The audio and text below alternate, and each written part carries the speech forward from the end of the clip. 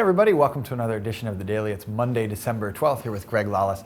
I'm Nick Fershaw. Greg, we're going to start with some news from Kansas City. Sporting Kansas City designated player Omar Bravo could be on his way out. We saw some conflict at the end of the season in that Eastern Conference final against the Houston Dynamo. Omar Bravo talking about he was upset that he didn't get into that game for Peter Vermees, the manager at Sporting Kansas City. We're expecting some news on Monday. What do we think we're going to get? Well, there are a couple of reports out there right now saying that Omar Bravo is going back to Mexico. And one of the clubs that seems to be in the lead right now is Cruz Azul, the big Mexico City club, one of the big rivals of Club America and Pumas in Mexico City. Cruz Azul we've seen several times in MLS in CONCACAF Champions League action. But Rob Heineman, president, co-owner of Sporting, he actually went to Twitter on Monday morning to say there will be news about Omar Bravo, and then ended it with Omar is a great professional. So, if you read into that a little bit, you're kind of thinking he's actually letting him, giving him a little praise on the way out. Well, stay tuned to MLSsoccer.com. Hopefully we'll get some news about Omar Bravo and his future in Kansas City. There could be some other players on the move on Monday, stage 2 of the re-entry draft. Today we'll have to see where some of these players land. We've talked about this before. A couple players taken in stage 1, certainly, and we expect more action in stage 2. That's where we saw the big names go in stage 2 last year. What do we think is going to happen this time? Yeah, well, the reason for that, of course, Nick, is that now the teams will get to renegotiate those contracts with the players they pick up. In stage 1, it was all about you would pick up that player at that contract level that they had with their option, or if they were out of contract, they'd have to get a pretty similar type of contract. In stage 2, the team that picks up that player can then look to renegotiate a great deal. So obviously salaries can come down, less of a hit on the salary cap for the teams that pick them up. Names that come to mind for me, I would think that Stephanie Miglioranzi, the holding midfielder / attacking midfielder for Philadelphia Union, would be very enticing to certain teams out there for sure. I would also think that a veteran maybe like Chris Albright, New York Red Bulls right back, there are teams out there that could use some veteran presence in the back. So those are two guys that come to mind right away. Well, another veteran to look out for is Nate Jakwa, the Seattle Sounders forward. He's bounced around the league a little bit thus far, but still a very productive guy up top. I'm curious to see if he ends up anywhere. In stage 2 of the re-entry draft, you can follow along right here on MLSsoccer.com, 2 p.m. Eastern.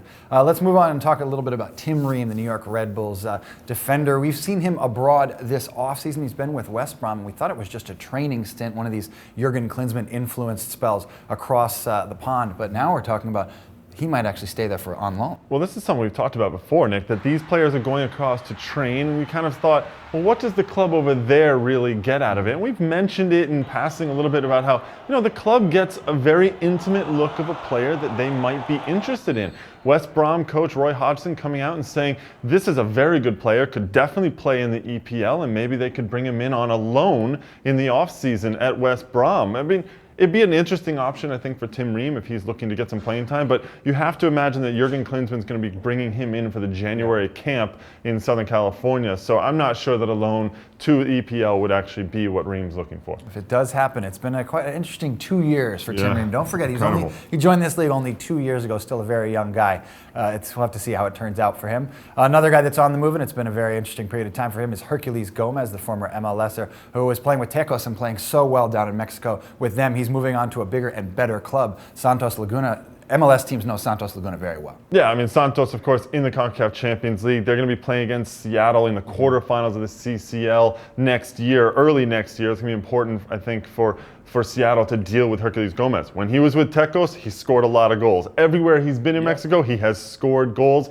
But he seems to always sort of have a little bit of a run-in with the club or the coach or something like that. For some reason, coaches don't necessarily get along with him. But obviously a guy who knows how to score. Seattle going to have to be very careful with him with CCL. Well, from the pro ranks to the college ranks, lastly for today, University of North Carolina, the NCAA College Cup champions, their first championship in 4 straight attempts here in the College Cup with a big win over Charlotte. The decisive goal goes to Ben Spies, and if you haven't seen this highlight, it's a great one. A big win for UNC. A beautiful goal from Spies. And let's not forget, he was with the University of Akron last year, so he's a second year in a row that he's a national champion. He transferred over to UNC to finish out his eligibility there, and a terrific goal. And I think that UNC, arguably the best team all season long, well deserving of this. They were the #1 seed going into the tournament. They're the #1 team at the end of the season. And kudos to Charlotte. They certainly were the underdog of this tournament, but a very nice showing in the NCAA College Cup. And keep an eye on some of these guys that were in the College Cup final. You might see them in MLS next season. A lot of people following the college ranks, curious to see how they turn turnout